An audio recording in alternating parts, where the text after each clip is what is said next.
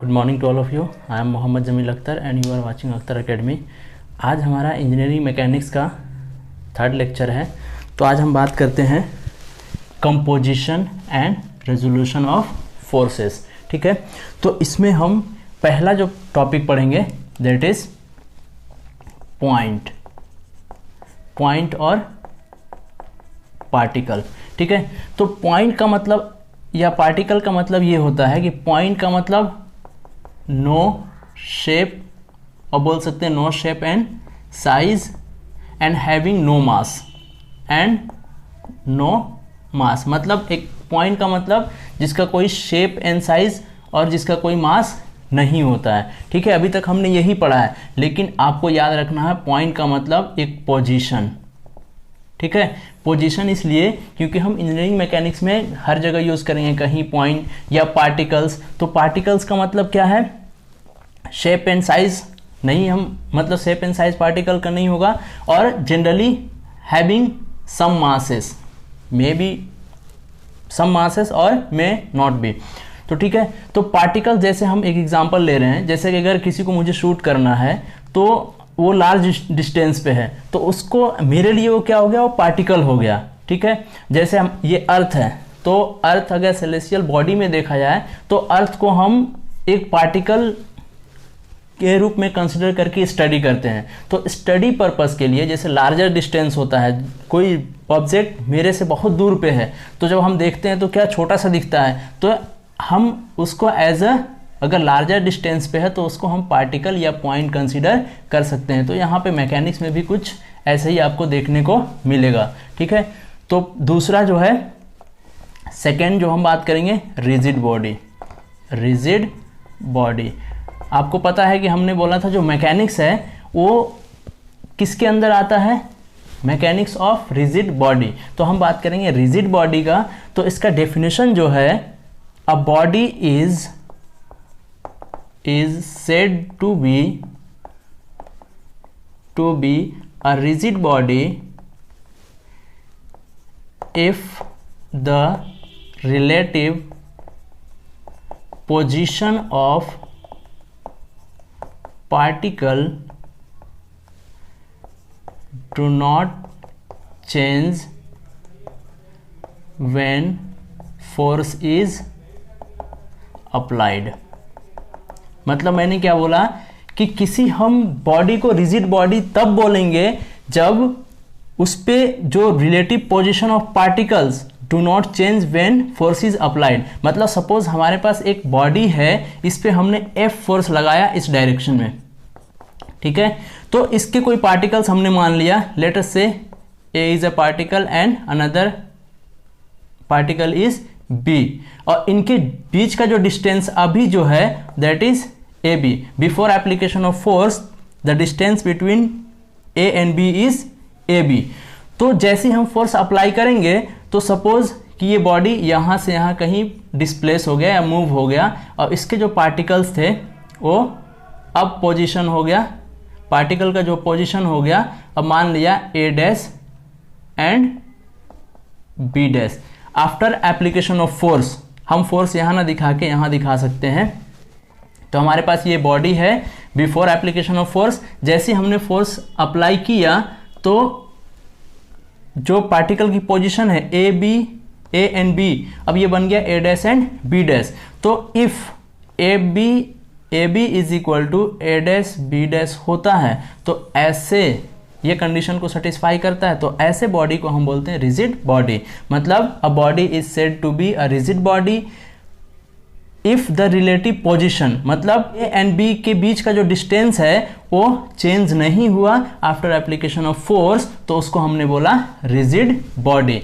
और फॉर ये एक आइडियल कंडीशन है, जब भी आप फोर्स लगाएंगे तो थोड़ा बहुत शेप एंड साइज चेंज होगा, लेकिन फॉर द पर्पस हम उसको मान के चलते हैं कि हमारा जो बॉडी है दैट इज रिजिड बॉडी। ठीक है, तो ये था तो कॉन्सेप्ट जो हम यहाँ पे कंसिडर करते हैं इंजीनियरिंग मैकेनिक्स में। अब जो हम बात कर रहे हैं, जो लिखा हुआ है composition and resolution of forces. ठीक है, तो देखिए पहले हम बात करेंगे फोर्स होता क्या है। तो हम लिखते हैं यहाँ पे फोर्स। जिसको हम बोलते हैं बल। तो हमने बचपन में पढ़ा था टू पुल और to push is called force, मतलब किसी ऑब्जेक्ट को धक्का देना या खींचना बल कहलाता है, ठीक है। लेकिन यहाँ पे थोड़ा सा डेफिनेशन चेंज होगा। सपोज कि हमारे पास व्हाइट बोर्ड है, इस पे हम फोर्स अप्लाई कर रहे हैं, ठीक है, लेकिन इसको धक्का मैं नहीं दे पा रहा हूँ। ये वाल है, ये वाल, इसके पीछे वाल है, उसको मैं पुश कर रहा हूँ लेकिन वो धक्का पुश नहीं कर पा रहा हूँ, या उसको खींचने की कोशिश कर रहा हूँ लेकिन खींच नहीं पा रहा हूँ। तो क्या मैं फोर्स अप्लाई नहीं कर रहा हूँ? बिल्कुल मैं कर रहा हूँ फोर्स अप्लाई। तो थोड़ा डेफिनेशन चेंज कैसा होगा, है ना। जैसे या फिर अपन जब मॉल वॉल में जाते हैं तो गेट पे क्या लिखा रहता है? पुश और पुल का मतलब ये है कि खींचना है या धक्का देना है, तो वो भी फोर्स है। तो ये छोटा डेफिनेशन था, लेकिन यहाँ पे जो डेफिनेशन होगा चेंज होगा। जैसे हमने क्या बोला, इसको मैं पुश कर रहा हूँ, नहीं कर पा रहा हूँ, लेकिन फिर भी मैं फोर्स अप्लाई कर रहा हूँ। इसको पुल करने की कोशिश कर रहा हूँ, नहीं कर पा रहा हूँ, लेकिन फिर भी फोर्स अप्लाई कर रहा हूँ। तो डेफिनेशन क्या हो गया कि फोर्स में be any external agent which change or try to change the position of an object। ठीक है, मैंने क्या बोला कि जैसे हमने एक माना ऑब्जेक्ट, इस पे हम फोर्स अप्लाई कर रहे हैं, इधर हमने फोर्स अप्लाई किया। अब फोर्स अप्लाई करने के बाद इसका पोजीशन चेंज नहीं हुआ, फिर भी हम फोर्स अप्लाई कर रहे हैं, मतलब ये क्या कर रहा है? Try to change. हमने क्या बोला? फोर्स में बी एनी एक्सटर्नल एजेंट, मतलब फोर्स कोई भी बाह्य कारक हो सकता है, विच चेंज, जो चेंज कर दे, और ट्राई टू चेंज मतलब चेंज करने की कोशिश कर दे। क्या? The position of an object, मतलब किसी ऑब्जेक्ट की पोजीशन को चेंज कर दे या चेंज करने की कोशिश करे, उसे हम बोलते हैं फोर्स। तो हमने पहला जो एग्जांपल लिया, ये हमारे पास कोई ऑब्जेक्ट है, उसमें हमने फोर्स लगाया, ये आफ्टर एप्लीकेशन ऑफ फोर्स ये बॉडी कहाँ डिस्प्लेस हो गया? मान लिया यहाँ पे आ गया। तो ये क्या हो गया? ये पोजीशन नंबर फर्स्ट था, ये हो गया पोजीशन नंबर सेकेंड। तो यहाँ पे क्या किया? जैसे ही हमने फोर्स अप्लाई किया तो ये बॉडी डिस्प्लेस हो गया, ठीक है। दूसरा कंडीशन क्या हो सकता है कि जैसे हमारे पास ऑब्जेक्ट सेकेंड था, उस पर हमने फोर्स F2 अप्लाई किया या F1 अप्लाई किया, अब इसका पोजीशन चेंज नहीं हुआ, लेकिन हम यहाँ भी फोर्स अप्लाई कर रहे हैं, यहाँ भी फोर्स अप्लाई कर रहे हैं, तो पोजीशन में बी चेंज्ड और मे नॉट बी चेंज्ड। तो दोनों केसेस हो सकते हैं। तो फोर्स का डेफिनेशन आई होप क्लियर हो गया होगा। अब हम जो बात करते हैं कैरेक्टरिस्टिक ऑफ फोर्स, तो फोर्स के कौन कौन से कैरेक्टरिस्टिक्स हो सकते हैं। तो point number first, point number 2, that is characteristics of force. ठीक है, तो कल हमने बात किया था कि जो force is a vector quantity, hence force has a क्या होगा? इट हैज अ मैग्नीट्यूड, मतलब चूंकि वेक्टर क्वांटिटी है इसलिए परिमाण होगा। सेकेंड क्या है? It has direction. Magnitude and direction किसकी पहचान है? वेक्टर क्वांटिटी की। ठीक है। थर्ड जो सी नंबर होगा वो क्या होगा? It has sense. सेंस का मतलब पुल और पुश। ठीक है। फोर्थ नंबर है it has point of application, मतलब पॉइंट ऑफ एप्लीकेशन पे भी डिपेंड करेगा। नेक्स्ट नंबर जो है last, it has line of action. देखिए ये सारे, देखिए हमने बोला फोर्स, तो इट हैज मैग्नीट्यूड, मतलब कितना लगा रहे हैं? 50 न्यूटन, 60 न्यूटन, 180 न्यूटन, तो ये हो गया मैग्नीट्यूड। डायरेक्शन का मतलब इन विच डायरेक्शन, ये वाले इस डायरेक्शन में या इस डायरेक्शन में। सेंस मतलब पुल कर रहे हैं या पुश कर रहे हैं, it has point of application. Point of application का मतलब यह है कि हमारे पास एक ऑब्जेक्ट है, सपोज कि हम ये हमारे पास नंबर ऑफ पॉइंट्स हो सकते हैं इस ऑब्जेक्ट के, तो हम अगर इस पॉइंट पे फोर्स लगा रहे हैं तो बॉडी क्या होगा, लीनियर मोशन करेगा। लेकिन कहीं हमने इस पॉइंट पे हमने फोर्स लगाया तो बॉडी अब लीनियर मोशन ना करके अब कैसा होगा, ओवरटर्न करने की कोशिश करेगा ये वाला फोर्स। तो point of application that is very much important, मतलब डिपेंड करेगा किस पॉइंट पे आप फोर्स अप्लाई कर रहे हैं। It has line of action, तो फोर्स किस मतलब ये भी पॉइंट ऑफ एप्लीकेशन का ही सेकेंड या एलिबरेटेड वर्जन है कि पॉइंट ऑफ एप्लीकेशन मतलब इस पॉइंट पे अप्लाई कर रहे हैं तो इस फोर्स का लाइन ऑफ एक्शन ये होगा, अगर सपोज इस पॉइंट पे अप्लाई कर रहे हैं तो इसका लाइन ऑफ एक्शन ये होगा। मतलब लाइन ऑफ एक्शन ये direction of point of application पे डिपेंड करेगा। ठीक है, तो ये characteristic of force that is very much important. ठीक है, जो आपको याद रखना है। थर्ड जो हम बात करते हैं, third number that is effect of force. जो थर्ड नंबर हमारा है effect of force, effect of force मतलब बल का प्रभाव। तो पहला जो पॉइंट नंबर जो फर्स्ट है इफेक्ट ऑफ फोर्स में क्या करेगा, बल किसी जो रुकी हुई वस्तु है या रुकी हुई कोई ऑब्जेक्ट है उसमें मोशन ला देगा। मतलब इट कैन प्रोड्यूस मोशन, है ना। सेकेंड क्या होगा, जब कोई बॉडी मोशन में है तो उसको रेस्ट कंडीशन में ला सकता है। तो इट कैन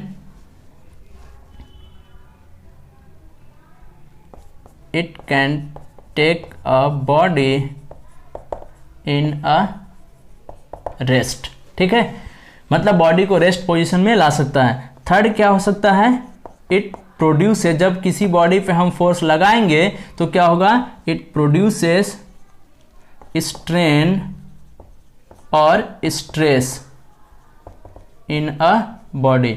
जब भी फोर्स लगाएंगे तो स्ट्रेन भी होगा और स्ट्रेस भी उसमें आएगा। ठीक है, तो ये थे इफेक्ट ऑफ फोर्स। पहला क्या होगा, मोशन में ला देगा। सेकेंड क्या होगा, रेस्ट में ला देगा या स्ट्रेन और स्ट्रेस प्रोड्यूस करने की कोशिश करेगा। ठीक है, तो ये था हमारा इफेक्ट ऑफ फोर्स। अब जो लास्ट जो हम बात कर रहे हैं that is representation of force. Last जो है fourth number, representation of force. ठीक है, तो फोर्स को कैसे रिप्रेजेंट करते हैं, तो since force is a vector quantity hence it is represented by an arrow. तो पहला जो हमारे पास मेथड है, हम वेक्टर क्वांटिटी है फोर्स, इसलिए हम किससे रिप्रेजेंट करते हैं, एरो से। ठीक है, और ये जो एरो जो है इसको हम बोलते हैं हेड और ये होता है टेल। कल ही हमने बात किया था। और जो एरो का जो लेंथ होगा ये शो करेगा किसको, मैग्नीट्यूड को, और ये जो होगा एरो का जो हेड है वो किसको शो करेगा, डायरेक्शन को।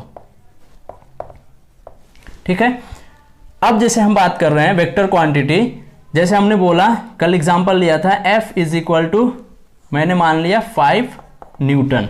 ठीक है, अब बताना पड़ेगा कि F किस डायरेक्शन में हम लगा रहे हैं। तो हमने बता दिया F is equal to 5 newton और हमने दिखा दिया कुछ ये वाला डायरेक्शन में। अब हमने बोला अगर F इज इक्वल टू मान लिया 10 न्यूटन, तो ये जो एरो हमने बनाया इसके दुगना हम ड्रॉ करेंगे, ट्वाइस ऑफ 5 न्यूटन।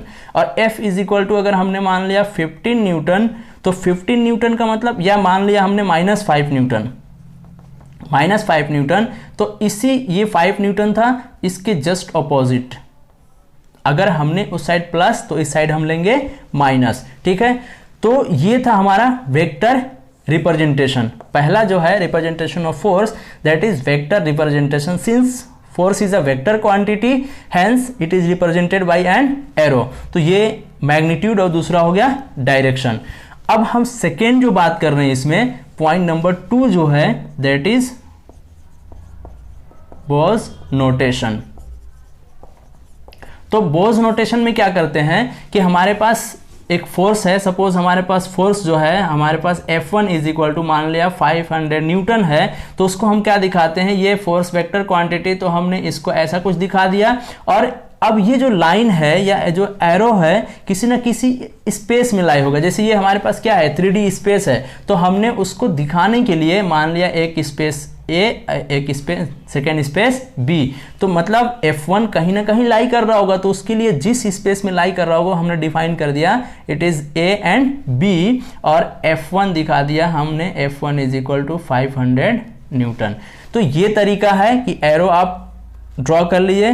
अब जिस स्पेस में लाई कर रहा है उस स्पेस का नाम दीजिए, ए बी सी डी कुछ भी हो सकता है, और जो फोर्स लग रहा है उसको आपको एरो के ऊपर दिखाना है, ठीक है।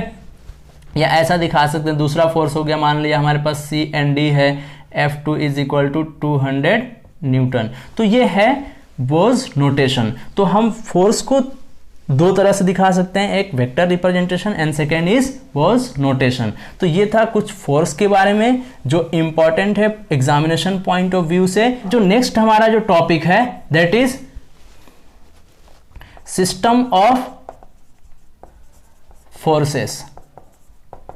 सिस्टम ऑफ फोर्सेस क्या है, सपोज हमारे पास एक बॉडी है, उस बॉडी पे ये एट ए टाइम एक ही फोर्स नहीं लगता, उस पर नंबर ऑफ फोर्सेस लगते हैं, मतलब मोर देन वन और more than two forces eight ए टाइम एक्ट कर सकते हैं, ठीक है। तो नेचर में जो भी ऑब्जेक्ट्स हैं number of forces eight A time act कर सकते हैं, तो यही नंबर ऑफ फोर्सेस को हम बोलते हैं सिस्टम ऑफ फोर्सेस। मतलब if a body is subjected to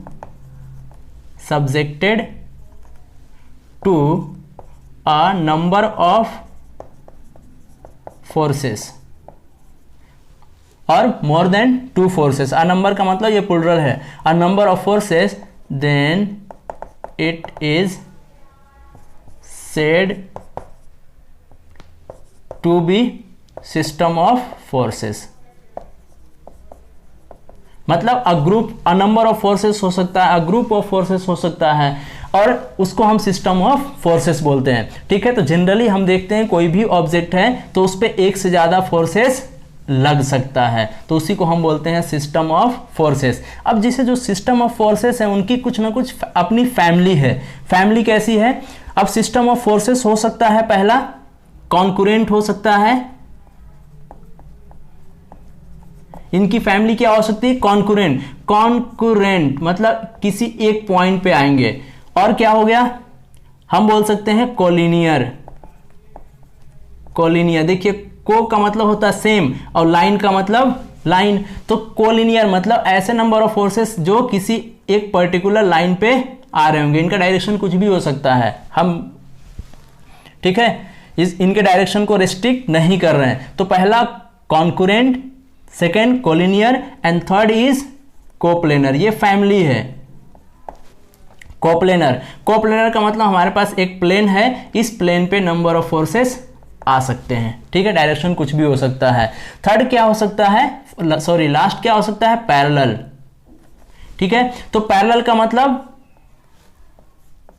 same direction और डायरेक्शन में भी ऑपोजिट ऑल्सो, मतलब ये कभी भी ये फोर्स, ये जो सिस्टम ऑफ फोर्सेस कभी एक दूसरे को इंटरसेक्ट नहीं करेंगे। तो ये इतनी फैमिली हो सकती है। कॉन्कुरेंट का मतलब सेम पॉइंट, कोलिनियर का मतलब सेम लाइन, कोप्लेनर को का मतलब सेम और प्लेन का मतलब एक ही प्लेन, तो कोप्लेनर का मतलब एक ही प्लेन पे एक्ट कर रहे होंगे, पैरेलल का मतलब आपस में कभी इंटरसेक्ट नहीं करेंगे। तो ये फैमिली हो सकती है। अब इनके ऑपोजिट क्या होगा, non concurrent, non collinear, non coplanar and non parallel, ठीक है। ये याद रखना है, पॉइंट से मिलके लाइन से मिलके नंबर ऑफ लाइन मिला तो प्लेन, और ये इसकी अलग कैटेगरी है। तो यहाँ पे सिस्टम ऑफ फोर्सेस को हम दो तरह से बेसिकली क्लासिफाई करते हैं। अब इन सबको कंबाइन कर लेते हैं। तो देखिए कंबाइन कैसे करते हैं, हमने इसको क्लासिफाई किया, classification of system of forces. तो पहला जो हमने बोला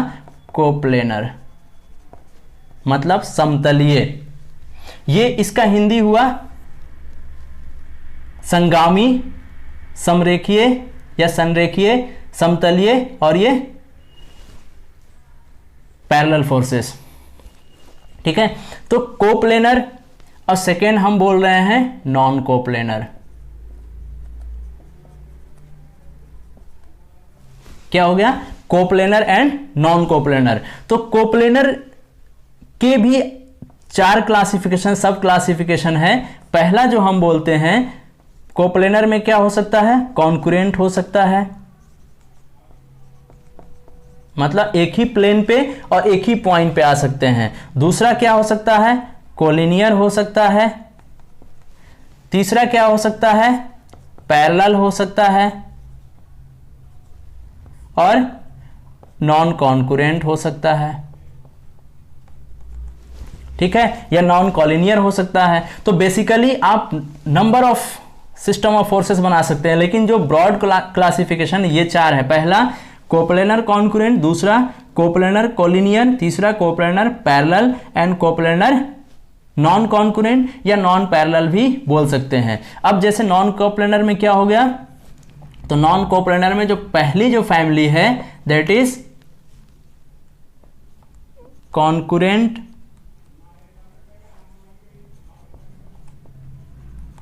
ठीक है, पैरेलल और लास्ट जो है नॉन कोलिनियर या नॉन पैरेलल बोल सकते हैं। ठीक है, ये नॉन कोलिनियर हो सकता है, नॉन पैरेलल हो सकता है, और भी इसके अलग अलग केसेस हो सकते हैं। तो देखिए सिस्टम ऑफ फोर्सेस को इन सब को कंबाइन करके हमने बना दिया क्या? पहला कोप्लेनर, दूसरा नॉन कोप्लेनर। कोप्लेनर के 4 पार्ट्स, आगे भी आप फर्दर क्लासिफिकेशन कर सकते हैं, और नॉन कोप्लेनर के 3। तो देखिए पहला हम 1 बाय 1 करते हैं। कॉन्करेंट, तो कॉन्करेंट का मतलब ये है कोप्लेनर। पहले से कोप्लेनर समझते हैं। एक प्लेन हमने बना लिया, ये हमारे पास एक बॉडी है, मान लिया क्यूब है। ठीक है, तो कोप्लेनर का मतलब क्यूब के कितने फेसेस हो सकते हैं? 6 फेसेस। तो पहला फेस हमने ये मान लिया, इस फेस पे ऐसे आ रहा है, ऐसे जा रहा है, ऐसे जा रहा है, ये आपके तरफ नहीं जाएगा। ये जैसे ही अगर आपके तरफ जाएगा तो इसका प्लेन चेंज हो जाएगा, मतलब इसी प्लेन पे आना चाहिए। मान लिया हमारे पास ए बी सी और डी, ये सामने का फेस दिख रहा है, तो इसी पे अगर लग रहा है तो कोप्लेनर एक ही प्लेन पे, और कॉन्करेंट का मतलब एक ही पॉइंट। तो हम इस प्लेन पे हमने एक पॉइंट मार्क कर लिया, एक इधर दिखा दिया F1, एक इधर दिखा दिया F2 और इधर दिखा दिया F3। मतलब ये हो गया किसकी फैमिली? Coplanar and concurrent. अब कोप्लेनर एंड कोलिनियर का मतलब क्या है? यही हमने दिखाया कुछ इस टाइप का ऑब्जेक्ट। ठीक है, अब कोप्लेनर का मतलब सेम प्लेन। अब ये हमने कुछ दिखा दिया, एक लाइन, और उसी लाइन पे दिखा दिया F1, इसी लाइन पे दिखा दिया F2, तो ये कोलिनियर हो गया। नंबर ऑफ फोर्सेस दिखा सकते हैं, इस प्लेन पे भी हम दिखा सकते हैं F2, F3, F4। ठीक है, इस प्लेन पे भी दिखा सकते हैं। हम किसी एक प्लेन पे और एक ही लाइन से जा रहे होंगे तो कोप्लेनर एंड कोलिनियर। तो देखिए इनका डिफिनेशन कैसे बनेगा? The system of forces which are acting on a same plane, acting on a same plane and passing through the same point are known as coplanar concurrent forces. अब दूसरा coplanar collinear, a system of forces या the system of forces which are acting on a same plane and passing through the same line is known as coplanar collinear। मतलब definition सबका same रहेगा, लेकिन कहीं point, कहीं line, कहीं parallel, कहीं non parallel या नॉन पॉइंट। ठीक है, तो ये चेंज होता रहेगा, बस पॉइंट लाइन आपको ध्यान रखना है। अब पैरेलल का मतलब है ये हमारे पास एक क्यूब है, इसमें हमने ऐसा दिखा दिया। पैरेलल का मतलब एक ही प्लेन पे लेकिन आपस में पैरेलल होंगे, कभी इंटरसेक्ट नहीं करेंगे। इस प्लेन पे भी दिखा सकते हैं, हमने यहाँ ऐसा दिखा दिया और उसके जस्ट पैरेलल इधर दिखा दिया। अब नॉन कॉन्करेंट का मतलब ये है, या इसको हम ऐसा ही बोल सकते हैं नॉन पैरेलल, मतलब ये हमारे पास एक क्यूब था, उसके लिए हमने क्या दिखा दिया? नॉन पैरेलल, एक फोर्स इधर दिखा दिया, दूसरा फोर्स इधर दिखा दिया। तो ये एक प्लेन पे तो आ रहे हैं लेकिन नॉन पैरेलल हैं और नॉन कॉन्करेंट, अगर एक पॉइंट से पास नहीं हो रहे हैं तो। ठीक है, अब जो नेक्स्ट है नॉन कोप्लेनर एंड कॉन्कुरेंट। तो नॉन कोप्लेनर का मतलब a system of forces which are not acting on a same plane, मतलब जो एक ही प्लेन पे नहीं आएंगे। अब इसको हम इससे कंबाइन कर रहे हैं, नॉन कोप्लेनर एंड कॉन्कुरेंट, मतलब a system of forces which are not acting on a same plane but passing through the same point, मतलब एक प्लेन पे नहीं होंगे लेकिन एक पॉइंट से पास कर रहे होंगे, तो उनको हम बोलेंगे नॉन कोप्लेनर एंड कॉन्कुरेंट। तो देखिए इसका अब एक प्लेन पे तो नहीं आ रहे हैं लेकिन एक ही पॉइंट से जरूर पास हो रहे होंगे। जैसे हमने इसको थोड़ा सा ऐसा कुछ बनाया और ये हमारे पास एक ऑब्जेक्ट है जो क्यूब फॉर्म में है, एक प्लेन मैंने मान लिया ए बी सी डी, और इसको हम क्या कर सकते हैं, कुछ इस टाइप का दे सकते हैं नाम, ठीक है। तो ये हो गया D E F G H, ठीक है। तो देखिए एक फोर्स इधर से आ रहा है, मैंने मान लिया F1, एक फोर्स इससे आ रहा है और एक फोर्स इससे आ रहा है, मतलब देखिए ये जो फोर्स है उसके लिए प्लेन ये और ये है, ये जो फोर्स है उसके लिए प्लेन ये और ये है, और ये जो फोर्स है इसके लिए प्लेन ये और ये है, मतलब तीनों फोर्स का प्लेन अलग अलग है लेकिन ये पॉइंट बी पे मीट कर रहे हैं, तो इसको हम बोलेंगे नॉन कोप्लेनर कॉन्कुरेंट फोर्स। इसका एग्जांपल सबसे बढ़िया है ट्राइपॉड। नॉन कोप्लेनर कॉन्कुरेंट का मतलब ट्राइपॉड, मतलब देखिए एक इधर से आएगा, दूसरा इस साइड से और तीसरा आपके साइड से, तो ये तीनों का प्लेन अलग अलग है, मतलब नॉन कोप्लेनर है लेकिन एक ही पॉइंट पे आके मिलते हैं, उसको हम बोलेंगे नॉन कोप्लेनर कॉन्कुरेंट। अब नॉन कोप्लेनर एंड पैरेलल, तो नॉन कोप्लेनर एंड पैरेलल का मतलब क्या है कि हमारे पास ये मान लिया वही क्यूब है, और पैरेलल का मतलब एक प्लेन सपोज कि हमारा इधर है, F1 इधर लग रहा है और इसके पीछे जस्ट एक प्लेन होगा, या ऐसा बोल सकते हैं कि ये हमारे पास ऐसा मान लिया एक प्लेन इधर F2 इधर दिखा दिया और एक प्लेन ये नीचे वाला F3 इधर दिखा दिया, मतलब ये सपोज कि हमारे पास एक ऑब्जेक्ट है या ये व्हाइट बोर्ड है, ये एक प्लेन हो गया, तो ऐसे हमने दिखा दिया एक फोर्स और इसके पीछे एक प्लेन होगा, तो दोनों आपस में पैरेलल होंगे, मतलब ये नॉन कोप्लेनर बट पैरेलल, ठीक है। नेक्स्ट जो हमारा है non collinear and non coplanar, मतलब ये एक हमारे पास क्यूब हमने बनाया, ठीक है, और इस क्यूब का में हमने दिखा दिया एक प्लेन ये है, इसके जस्ट पीछे होगा, या एक प्लेन ये है, इसके जस्ट नीचे एक और प्लेन है, ठीक है, एक प्लेन ये और दूसरा प्लेन ये, मतलब नॉन कोप्लेनर, मतलब ये नॉन कोप्लेनर हो गया। और क्या लिखाते थे, नॉन पैरेलल, नॉन पैरेलल या नॉन कोलिनियर या नॉन कॉन्कुरेंट। तो एक प्लेन ये और एक प्लेन ये, मतलब ये नॉन पैरेलल भी हैं, नॉन कॉन्कुरेंट भी हैं और नॉन कोप्लेनर तो है ही हैं, क्योंकि अलग अलग प्लेन पे एक्ट कर रहे हैं। मतलब the system of forces which are not या which are the system of forces neither acting on a same plane nor passing through the same point और सेम लाइन और nor parallel to each other. तो अलग अलग family हो सकती है, ठीक है, लेकिन हमने तीन ही फैमिली इधर दिखाया। तो देखिए कितना इजी हो गया याद करना कि हमें एक सिस्टम ऑफ फोर्सेस याद रखना है, पॉइंट, लाइन और प्लेन पहले से याद था, तो हमने क्या बोला, a system of forces which are acting on a same point is concurrent, acting on a same line या passing through the same line is collinear, acting on a same plane is coplanar. मतलब ये याद हो गया, उसको combine करके हमने ये बना दिया, coplanar, concurrent, same plane, the system of forces which are acting on a same plane and passing through the same point, same line, same और पैरेलल।